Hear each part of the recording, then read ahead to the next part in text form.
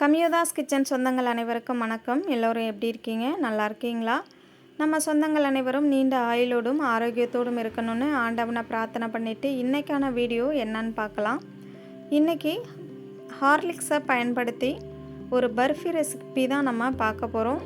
கிட்டத்தட்ட நெய் மைசூர் பாக் எந்த மெத்தடில் செய்வோமோ அதே மெத்தடை பயன்படுத்தி தான் இந்த ஹார்லிக்ஸ் பர்ஃபியும் நம்ம செய்து காமிக்க போகிறோம். இது முற்றிலும் ஒரு டிஃப்ரெண்ட்டான சுவையில் இருக்கும். இது செய்கிறது ரொம்ப சுலபம் தான். பிகினர்ஸ் கூட ரொம்பவே ஈஸியாக செய்து முடிச்சிடலாம்.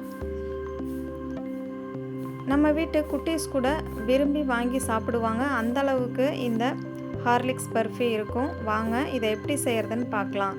அதுக்கு ஒரு டம்ளர் எடுத்துக்கோங்க. நான் பெரிய டம்ளர் பயன்படுத்தியிருக்கேன். நீங்கள் சின்ன டம்ளரோ அல்லது மெஷர்மெண்ட் கப்பு அல்லது ஏதாவது ஒரு கிண்ணமோ எடுத்து பயன்படுத்திக்கலாம். இதுக்கு மெஷர்மெண்ட் கப்பு தான் தேவை அப்படிங்கிறது இல்லை. நான் எடுத்துருக்கிற அளவு பார்த்திங்கன்னா 300 கிராம் அளவு கடலை மாவு இருக்கும். நீங்கள் சின்ன டம்ளராக கூட பயன்படுத்தி செய்துக்கலாம். நீங்கள் எந்த கடலை மாவு எடுத்தீங்க அப்படின்னாலும் ஜலிச்சுட்டு பயன்படுத்திக்கோங்க. அப்போ தான் இந்த ஹார்லிக்ஸ் பர்ஃபி ரொம்ப பர்ஃபெக்டாக வரும். இப்போது நம்ம கடலை மாவு எடுத்த அதே டம்ளரில் 2 டம்ளர் அளவு சர்க்கரை எடுத்துக்கலாம். நீங்கள் எந்த கடாயில் மைசூர் பாக் செய்ய போகிறீங்களோ அந்த கடாயில் சர்க்கரை சேர்த்துக்கோங்க. நான் 1 டம்ளர் அளவு கடலை மாவுக்கு 2 டம்ளர் அளவு சர்க்கரை எடுத்திருக்கேன். நீங்கள் இந்த பர்ஃபி செய்கிறதுக்கு நான்ஸ்டிக் கடாய் பயன்படுத்திக்கிட்டீங்க அப்படின்னா ரொம்ப ஈஸியாக இருக்கும். அப்படி இல்லைன்னா அடிகனமான ஒரு கடாயை எடுத்து பயன்படுத்தி செய்துக்கோங்க. இந்த சர்க்கரையில் நான் இப்போது 1/2 டம்ளர் அளவு தண்ணி சேர்த்துருக்கேன். நீங்கள் 1 டம்ளர் அளவு தண்ணி சேர்த்துக்கோங்க, கரெக்டாக இருக்கும். நான் மறுபடிக்கும் ஒரு 1/2 டம்ளர் அளவு தண்ணி சேர்த்துருக்கேன். அதை வீடியோவில் காட்டலை. நீங்கள் ஸ்டார்டிங்லேயே 2 டம்ளர் சர்க்கரைக்கு 1 டம்ளர் அளவு தண்ணி சேர்த்து நல்லா இதை கலந்து விட்டுக்கோங்க. ஸ்டவ்வை ஆன் பண்ணிவிட்டு மீடியம் ஃப்ளேம்லேயோ அல்லது ஹை ஃப்ளேம்லேயோ வச்சுட்டு நல்லா சர்க்கரை கரைஞ்சி வர அளவுக்கு கலந்து விட்டாலே போதும். சர்க்கரை நம்ம பாகுபதம்லாம் பார்க்க போகிறதில்ல, கரைஞ்சி வந்தாலே போதும். இப்போது சர்க்கரை நல்லா கரைஞ்சி வர கேப்பில் நம்ம சலிச்சு வச்சுருந்த அந்த கடலை மாவை வேறொரு கிண்ணத்துக்கு மாற்றிட்டு எந்த டம்ளரில் கடலை மாவு அளந்தோமோ அதே டம்ளரில் 1 டம்ளர் அளவு ஆயில் சேர்த்து நல்லா இதை கலந்து விட்டுக்கோங்க. ஆயில் சேர்க்கும் போது வாசனை இல்லாத ரீஃபைண்ட் ஆயிலாக எடுத்துக்கோங்க. அதாவது சன்ஃப்ளவர் அல்லது கோல்டு வின்னர் இந்த மாதிரி ஆயில் எடுத்து பயன்படுத்திக்கோங்க. கட்டிகள் இல்லாத அளவுக்கு பார்த்து இது போல் நல்லா கரைச்சி எடுத்துக்கோங்க.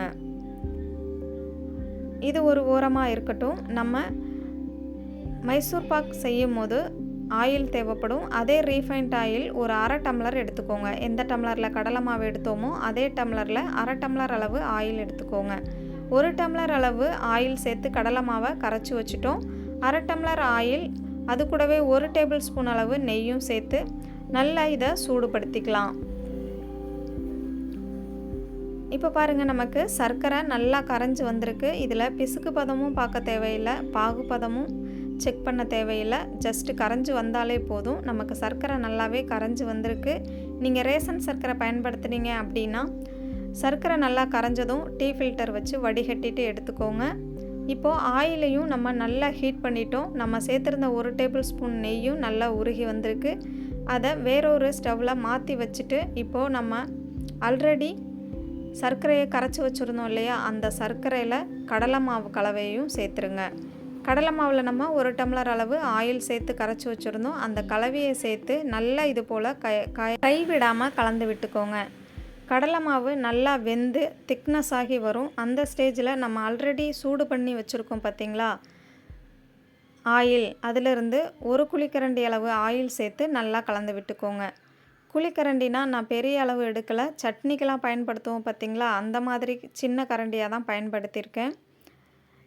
எடுத்துட்டு நல்லா கலந்துக்கோங்க. அந்த ஆயில் நல்லா அப்சர்வ் ஆன உடனேயுமே மறுபடிக்கும் அடுத்து 1 குழிக்கரண்டி அளவு ஆயில் சேர்த்து நல்லா கலந்து விட்டுக்கோங்க. நம்ம சேர்த்துருக்கிற ஆயில் எல்லாமே அப்சர்வ் ஆகிட்டு நல்லா மாவு வெந்து வரணும்.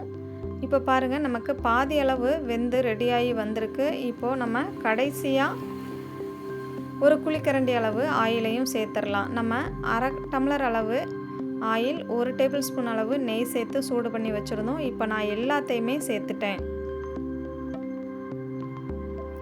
கடைசியாக இருந்த 1 குழிக்கரண்டி ஆயிலையும் நம்ம சேர்த்துட்டு நல்லா இது போல் கலந்து விட்டுக்கோங்க. இப்போ பாருங்கள், நமக்கு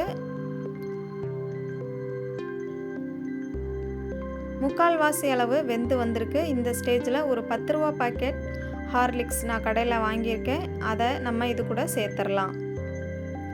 நம்ம கடலை மாவு எடுத்துருந்தோம் பார்த்திங்களா, அதை டம்ளரில் அளந்து பார்த்தோன்னா இது ஒரு 1/4 டம்ளர் அளவு இருக்கும். நீங்கள் வீட்டில் கிலோ கணக்கில், அதாவது அரை கிலோ 1 கிலோ ஹார்லிக்ஸ் வச்சுருந்தீங்க அப்படின்னா நீங்கள் கடலை மாவு அளந்த அதே டம்ளரில் 1/4 டம்ளர் அளவு ஹார்லிக்ஸ் எடுத்துக்கோங்க, கரெக்டாக இருக்கும். நம்ம எப்போதுமே ஹார்லிக்ஸ் சேர்க்கும் போது கடைசியாக தான் சேர்க்கணும். ஆரம்பத்திலேயே சேர்த்துட்டோம் அப்படின்னா கடலை மாவு வெந்து வரும்போதே ஹார்லிக்ஸும் நல்லா வெந்து வந்துடும். அப்போ நமக்கு கசப்புத்தன்மை அதிகமாகிடும், சாப்பிட முடியாது. அதனால் நம்ம கடைசியாக தான் இந்த ஹார்லிக்ஸை சேர்க்கணும். நம்ம எடுத்திருந்த எல்லா ஆயிலையுமே சேர்த்துட்டு நல்லா கடலை மாவு வெந்து வந்துருச்சு. ஹார்லிக்ஸையும் சேர்த்து நல்லா கலந்து விட்டுட்டோம். இப்போ கடைசியாக ஒரே ஒரு டேபிள் ஸ்பூன் அளவு நெய் மட்டும் சேர்த்துட்டு நல்லா இது போல் கலந்து விட்டுக்கோங்க. நெய் நல்லா கடலை மாவு அப்சர்வ் பண்ணதுக்கப்புறமா இதை நம்ம நெய் தடவி வச்சுருக்கோம் இல்லையா ஒரு பாத்திரம், அந்த பாத்திரத்துக்கு மாற்றிக்கலாம். சர்க்கரை கரைஞ்சி வர்ற கேப்பில் நம்ம கடலை மாவை ஆயில் சேர்த்து கலந்துக்கிட்டோம். அது மட்டும் இல்லாமல் ஆயிலும் தேவையான அளவு சூடுபடுத்தி வச்சுக்கிட்டோம். அதோட ஒரு பாத்திரத்தில் நெய் தடவியும் வச்சுக்கணும். இந்த 3மே நம்ம ப்ராப்பராக செஞ்சு வச்சுக்கணும். அப்படின்னா தான் இது மாதிரி நம்ம உடனே மாற்றுறதுக்கு கரெக்டாக இருக்கும். இப்போ நம்ம ஹார்லிக்ஸ் பர்ஃபி ரெடி ஆயிடுச்சு.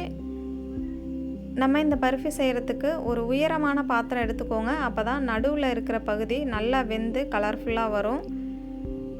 இப்போ நம்ம எல்லா கடலை மாவையும் நம்ம பாத்திரத்துக்கு மாற்றியாச்சு. இது ஒரு பாதி அளவு ஆறி வரட்டும். பாதி அளவு ஆறி வந்த உடனேமே நம்ம பீஸ் போட்டுடணும். எங்கள் வீட்டு குட்டீஸ் எல்லாம் நான் போடுறேன்னு சொல்லி இந்த மாதிரி போட்டு விட்டுட்டாங்க. இப்போது கத்தியை பயன்படுத்தி ஓரங்கள்லாம் எடுத்து விட்டுட்டு நம்ம வேறொரு பிளேட்டுக்கு மாற்றிக்கலாம். பாருங்கள், பாதி அளவு பிளேட்டுக்கு மாறிடுச்சு, பாதி பாத்திரத்துலேயே இருக்குது. இது ஒன்றும் பிரச்சனை இல்லை. கத்தி வச்சு நம்ம கட் பண்ணி எடுத்தோன்னா வந்துடும். இப்போ பாருங்கள், நமக்கு ஹார்லிக்ஸ் பர்ஃபி ரொம்ப ரொம்ப சூப்பராக ரெடியாகி வந்திருக்கு. இப்போ எல்லா பர்ஃபியுமே நான் பீஸ் போட்டுட்டு வேறொரு பிளேட்டுக்கு மாற்றிட்டு வீட்டுக்கு வெளியில் வச்சு உங்களுக்கு காமிக்கிறேன் எந்த அளவுக்கு சூப்பராக வந்திருக்குன்னு பாருங்கள்.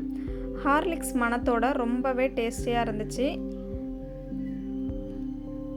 நம்ம 300 கிராம் அளவு மாவு எடுத்துருந்தோம். எனக்கு கிட்டத்தட்ட 3/4 கிலோ அளவுக்கு இந்த பர்ஃபி கிடச்சிச்சு. பாருங்கள் எவ்வளோ சாஃப்டாக எவ்வளோ சூப்பராக வந்திருக்குன்னு. நம்ம எடுத்திருந்த ஆயில், கடலை மாவு எல்லாமே ஒரு கரெக்டான அளவாக இருக்கும். கடைகளில் நம்ம வாங்கினோம்னா கூட ஆயில் அதிகமாக இருக்கிற மாதிரி இருக்கும். ஒரு பர்ஃபி சாப்பிட்டதையுமே திகட்டிரும், சாப்பிட முடியாது. ஆனால் இது அந்தளவுக்கு இருக்காது, ரொம்ப டேஸ்டியாக இருக்கும். நீங்களும் கண்டிப்பாக ட்ரை பண்ணி பாருங்கள். தேங்க்யூ.